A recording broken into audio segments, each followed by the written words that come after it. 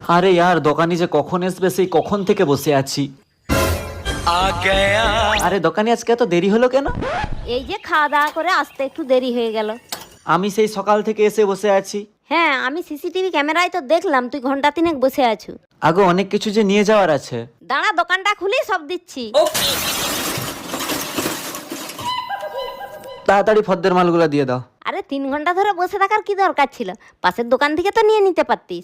আরে কাকিমা এরকম কি কথা বলতেছ? অন্য দোকানে যে কিনে নেবো এরকমটা হয় নাকি? তোমার দোকানে সেই ছোটবেলা থেকে কিনে আসছি, এখনো তোমার দোকানেই কিনবো, আর যতদিন আমি বেঁচে থাকবো ততদিন তোমার দোকানেই কিনবো। আচ্ছা তুই একটা সত্যি কথা বল তো, এই জিনিসগুলো তুই ধার করে নিয়ে যাবি বল? ওই আর কি, সবকিছু তো তোমার দোকান থেকেই কিনি, আমি ঠিক অন্য সময় টাকাটা দিয়ে দেবো। তাই বলি, ঘুঘু 3 ঘন্টা ধরে কেন দাঁড়িয়ে ছিল? আরে এই তো দোকান খুলছি, এখনো বগনি হয়নি, তোকে কি করে ধার দেবো? আগো কাকিমা, তোমাকে বগনি নিয়ে চিন্তা করতে হবে নি, 1 টাকার একটা চকলেট